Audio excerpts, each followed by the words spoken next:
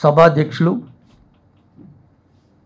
Doctor Sivaramakrishna గారు,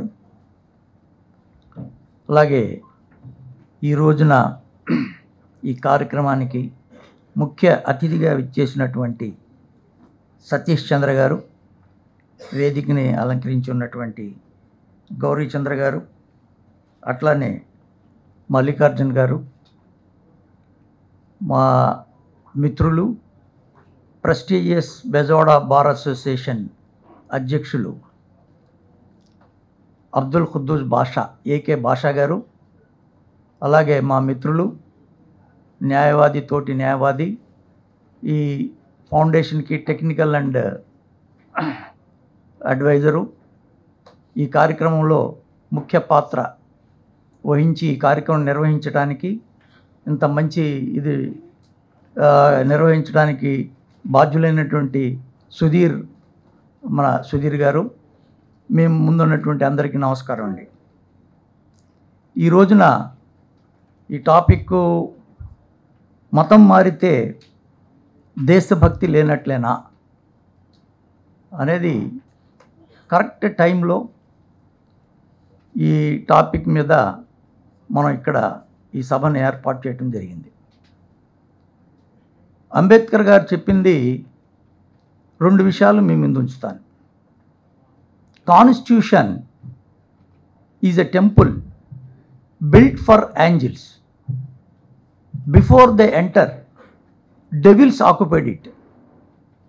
అంటే constitution అనేది ఒక దేవాలయం, అది దేవతల కోసం, దేవుళ్ళ కోసం కడితే వాళ్ళు వచ్చే ముందే డెవిల్స్ అంటే దయ్యాలు వాటిని ఆక్యుపై చేసుకున్నాయి. అటువంటి పరిస్థితుల్లో ఈ రోజున మన సమాజం, అటువంటి సమాజంలో మనం ఉన్నాం. రెండో విషయం ఏంటి చెప్పారంటే, అంబేద్కర్ గారు చెప్పింది, political power is the key of all avenues. Political power అనేది అన్ని అవెన్యూస్కి, అన్నిటికి కూడా అది అవెన్యూస్ అంటే అన్ని మార్గాలకి అది ఒక కీ, అది ఒక ఇదన్నమాట. ఏదేమైనా మరి ఇంత మంచి రాజ్యాంగం రచించినటువంటి బాబాసాహెబ్ గారు, అంబేద్కర్ గారు మనం చూసినట్టయితే, ఎందుకంటే మనం ఈ టాపిక్ మాట్లాడే ముందు కాన్స్టిట్యూషన్, రాజ్యాంగం ప్రకారం మనం ఏంటనేది ఒక్కసారి మనం చూసుకోవాలి. We the people of India ముందు ప్రియాంబుల్లో, తర్వాత fundamental rights, directive principles of state policy, ఇలాగా ఎన్నో మంచి విషయాలు స్టార్ట్ అవటమే constitution. We the people of India solemnly resolved to constitute India into a sovereign, socialistic, secular, democratic republic and ensure all its citizens equality, Liberty, justice, equality, Liberty and fraternity. ఎంత మంచి constitution అండి. అయితే sovereign, socialistic, secular, democratic రిపబ్లిక్లో ఇప్పుడున్నటువంటి ప్రభుత్వం ఏదైతే ఉందో, ఈ secular అనేది, సోషలిస్టిక్ అనేటువంటి బాడీస్ని తీసేయాలి, తర్వాత పెట్టారు ఈ అమెండ్మెంట్ ద్వారా అని చెప్పి ప్రయత్నం చేస్తున్నాయి. అది కనుక అయితే కేశవానంద భారతి కేసులో లోగడ ది ఫండమెంటల్స్ ఏదైతే ఉన్నాయో, preamble of the constitution cannot be amended అని చెప్పి సుప్రీంకోర్టు చెప్పింది. మొత్తం పార్లమెంట్ మొత్తం మెంబర్లు ఒక పార్టీకి వచ్చేసి మొత్తం కూర్చొని ఓటేసి తీర్మానం చేసినప్పటికీ ఇట్ కెనాట్ బి అమెండెడ్ అన్నారు. సో అలాగే ఎస్ఆర్ బొమ్మాయి కేసులో కూడా ఇట్ కెనాట్ బి అమెండెడ్ అన్నారు. కానీ నిన్న కాక మొన్న మీరు చూశారు, అమెండ్మెంట్ యాక్ట్, వక్ఫ్ అమెండ్మెంట్ యాక్ట్ మీద చీఫ్ జస్టిస్ ఒక మాట అంటే, ఒక ఎంపీ భారత ప్రెసిడెంట్, వైస్ ప్రెసిడెంటు దాని మీద కామెంట్ చేయటం, ఒక ఉన్నతమైనటువంటి న్యాయస్థానాన్ని వాళ్ళని వేరే విధంగా ఆపాదించటం, ఇవన్నీ ఎందుకు జరుగుతున్నాయి అంటే ఇదంతా పోలరైజ్ చేయటం కోసం జరుగుతూ ఉన్నాయి. వాళ్ళు ఉన్నది పోలరైజ్ చేయటం కోసం. ఈ మతం ముసుగులో ఈ మారితే, మతం మారితే దేశభక్తి లేనట్లేనా అంటే అర్థం ఏంటంటే, మీరు మతం మారారు కాబట్టి దేశభక్తి లేదు అని చెప్పడం వాళ్ళ ఉద్దేశం. అంటే పోలరైజ్ చేయటం. వాళ్ళు పోలరైజ్ చేసేటువంటి ఉన్నటువంటి అంశాల్లో 4-5 అంశాలు మనం గుర్తుపెట్టుకోవాలి.